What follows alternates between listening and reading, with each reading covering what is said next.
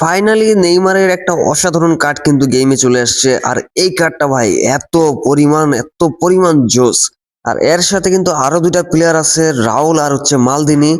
একজন হচ্ছে ডিফেন্স, মালদিনি ভাই সেরা লেভেলের একটা সিভি, আর হচ্ছে রাউল যে ভাই কি লেভেলের প্লেয়ার তা তোমরা দু একটা ফ্রি কার্ড পেয়ে বুঝে গেছো। এন্ড এই কার্ডটা কিন্তু ব্লিচ কালের কার্ড ভাই, বুঝতেছো? যেই লেভেলের স্টেট দিছে এই কার্ডে, তার উপরে আবার ব্লিচ কাল, মানে মাথা নষ্ট পারফরমেন্স হবে এখন থেকে রাউলকে দিয়ে। যারা অনেক দিন ধরে অনেক কয়েন জমায় রাখছো, ভাবতেছো যে ভাই ভালো একটা প্লেয়ার দরকার, তারা কিন্তু ফাইনালি একটা প্যাক পেয়ে গেছো। এইখানে তোমরা ভাই চোখ বুজে স্পিন করতে পারো। মাত্র 2 থেকে 3 হাজার কয়েন খরচ করে কিন্তু এখানে তুমি ইজিলি একটা প্লেয়ার পেয়ে যাবা। আর আমি ভাই 100% রেকমেন্ড করবো, তোমরা যারা কয়েন জমায় রাখছো তোমরা এই প্যাকটায় ভাই কয়েনগুলো ইউজ করো। তোমাদের কয়েন ভাই ওয়েস্ট যাবে না। এখানে ভাই 3টা প্লেয়ারই কিন্তু অসাধারণ লেভেলের প্লেয়ার।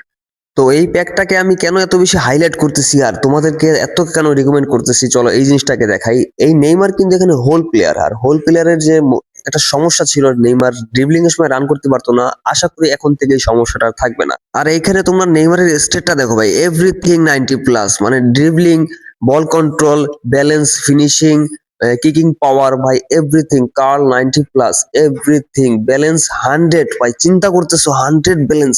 আর এইখানে কিন্তু ফিজিক্যাল কন্টাক্টও 70 পর্যন্ত আছে। তো এটা কিন্তু খুব ভালো জিনিস করছে, কারণ নেইমার কিন্তু খুবই উইক ডিফেন্সে, যখন ধাক্কা দেয় নেইমার অসহজেই পড়ে যায়। ফিজিক্যাল কন্টাক্ট একটু বাড়ায় দরকারটা কিন্তু খুবই দরকার ছিল। আর নেইমারের কিন্তু এখানে প্লে টু স্কিল আছে, এক্সিলারেশন বাস্ট আর হচ্ছে মোমেন্টাম ড্রিবলিং। যদি এখানে ভাই ব্লিচ কালটা দিত তাহলে কিন্তু একদম সেরা লেভেলের হইতো। কেমন হইতো যদি ব্লিচ কালটা দিত, কমেন্ট করে জানাও এটা। আর রাহুলের যে কার্ডটা দিছে ভাই, এটা কিন্তু আশা করা হইতেছে ব্লিচ কালের জন্য এটা সেরা লেভেলের একটা কার্ড হবে। কারণ অনেকে এটা নিয়ে ভিডিও বানাইতেছে, রাহুলের নাকি এই কার্ডটা ভিলেজ খেলার জন্য সেই। তো এখানে কিন্তু আর স্টেটটা দেখলে দেখা যাবে অফেন্সিভ অ্যাওয়ারনেস খুবই ভালো আছে। তারপরে ফিনিশিংটাও খুব মাথা নষ্ট ফিনিশিং, 90+। কার্ল আছে 90+।